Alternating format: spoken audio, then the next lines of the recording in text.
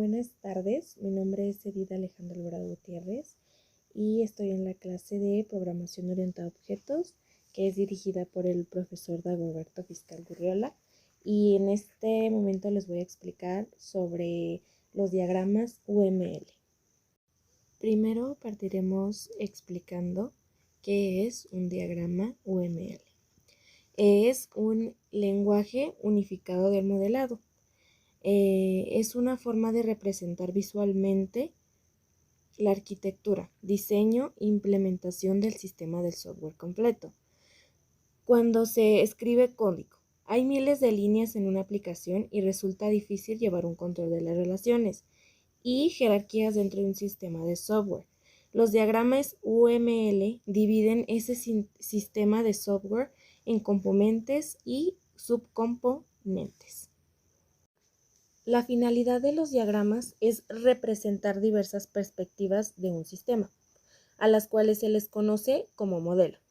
Recordemos que un modelo es una representación simplificada de la realidad. El modelo UML describe lo que supuestamente para un sistema, pero no dice cómo implementar dicho sistema. Ahora pasaré a explicar lo que es el diagrama de clases. Los diagramas de clases describen la estructura estática de un sistema. Las cosas que existen y que nos rodean se agrupan naturalmente en categorías. Una clase es una categoría o grupo de cosas que tienen atributos, propiedades y acciones similares. Un ejemplo puede ser la clase aviones, que tiene atributos como el modelo de avión, la cantidad de motores, la velocidad de crucero y la capacidad de carga útil.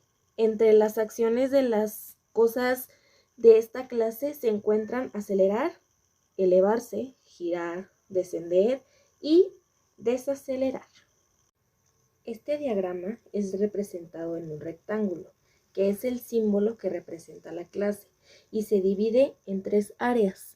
Un diagrama de clase está formado por varios rectángulos de este tipo, conectado por líneas que representan las asociaciones o maneras en que las clases se relacionan entre sí. Ya teniendo en claro lo que es un diagrama de clases, vamos a pasar ahora con un diagrama de objetos. Un diagrama de objetos representa una instancia específica de un diagrama de clases en un momento determinado en el tiempo. Cuando se lo representa visualmente, verás muchas similitudes con el diagrama de clases. Un diagrama de objetos se enfoca en los atributos de un conjunto de objetos, cómo estos objetos se relacionan entre sí. Por ejemplo, en un banco, las tres cuentas bancarias están ligadas al banco al mismo tiempo. Los títulos de clase muestran el tipo de cuentas, ahorros, corriente y tarjeta de crédito, que un cliente podría tener con este banco en particular. Los atributos de clase son diferentes para cada tipo de cuenta. Por ejemplo, el objeto de tarjeta de crédito tiene un límite de crédito, mientras que las cuentas de ahorro y corriente tienen tasas de intereses. Asimismo, los diagramas de objetos no se limitan a casos de uso bancarios, ya que se pueden crear fácilmente para árboles genealógicos, departamentos corporativos o cualquier otro sistema con partes irrelacionadas. Elementos de los diagramas de objetos. Los diagramas de objetos son sencillos de crear en sí. Se componen de objetos representados por rectángulos conectados mediante líneas. Objetos. Los objetos son instancias de una clase. Por ejemplo, si coche es una clase, un Última 2017 de Nissan es un objeto de una clase. Los títulos de las clases. Los títulos de las clases son los atributos específicos de una clase dada. En el diagrama de objetos de árbol genealógico, los títulos de clase incluyen nombre, género y edad de los integrantes de la familia. Se pueden listar títulos de clases como elementos en el objeto o incluso en las propiedades del propio objeto. Atributos de clases. Los atributos de clases se representan por medio de un rectángulo con dos pestañas que indica un elemento de software. Enlaces. Los enlaces son líneas que conectan dos figuras de un diagrama de objetos entre sí. El diagrama de objetos corporativos muestra cómo los departamentos están conectados al estilo del organigrama tradicional.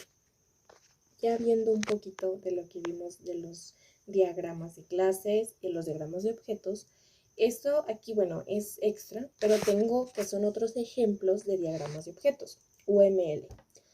Las especificaciones UML generalmente no cambian cuando describimos un diagrama de objetos en diferentes lenguajes de programación. La finalidad del UML es que los desarrolladores planifiquen software independientemente de las plataformas específicas. A continuación, yo les explicaré los siguientes tipos de diagramas de objetos más comúnmente usados en diferentes lenguajes de programación. Dicho esto, estos tipos de diagramas no se vieron como tal en la clase, pero pueden ser pues, usados más adelante o etc. El primero es el diagrama de objetos en Objective-C. Objective-C se ha vuelto muy popular desde el lanzamiento de Objective-C 0.2 de Apple, y ahora es el lenguaje de programación preferido para las aplicaciones de la tienda virtual de Apple. La mayoría de las personas que usan diagramas de objetos en Objective-C están intentando mostrar instancias para una aplicación de iPhone. El siguiente es los diagramas de objetos en Java. Hay diagramas de objetos que se pueden usar en UML para describir instancias que se programarían en Java en última instancia, y hay diagramas que describen objetos. Java, que no tiene nada que ver con UML, ya sea que busques los primeros o los últimos Lucidcharts, pueden ayudarte a trazar la estructura que necesites crear. El siguiente es el diagrama de componente, también conocido como diagrama de flujo de componentes, muestra agrupaciones lógicas de elemento y sus relaciones. En otras palabras, ofrece una vista más simplificada a un sistema complejo. Diagrama de estructura compuesta. Este lo utilizan rara vez las personas externas al campo de desarrollo del software. ¿Por qué? Aunque es similar a un diagrama de clases, adopta un enfoque más profundo que describe la estructura interna de múltiples clases y muestra las interacciones entre ellas. Salvo que usted sea desarrollador, la vista de nivel superior probablemente le entregará la información suficiente. Diagrama de despliegue. Este diagrama muestra los componentes de hardware, nudos, y software, artefactos, y sus relaciones. Ofrece una representación visual exacta del lugar donde se implementa cada componente del software. Diagrama de paquetes. Este se utiliza para representar las dependencias entre los paquetes que componen un modelo. Su objetivo principal es mostrar la relación entre los diversos componentes grandes que forman un sistema complejo. Diagrama de perfiles. Este es más similar a un lenguaje que un diagrama. Un diagrama de perfil ayuda a crear nuevas propiedades y semántica para los diagramas. Un UML al definir de estereotipos personalizados, valores marcados y restricciones. Estos perfiles le permiten personalizar un método de UML para diferenciar diferentes plataformas. Por ejemplo, Java, Platform, Enterprise, Edit-Loan, Java, EE o Microsoft, NIAT, Framework y dominios. Por ejemplo, modelado de proceso empresarial, arquitectura orientada a servicios, aplicaciones médicas y más.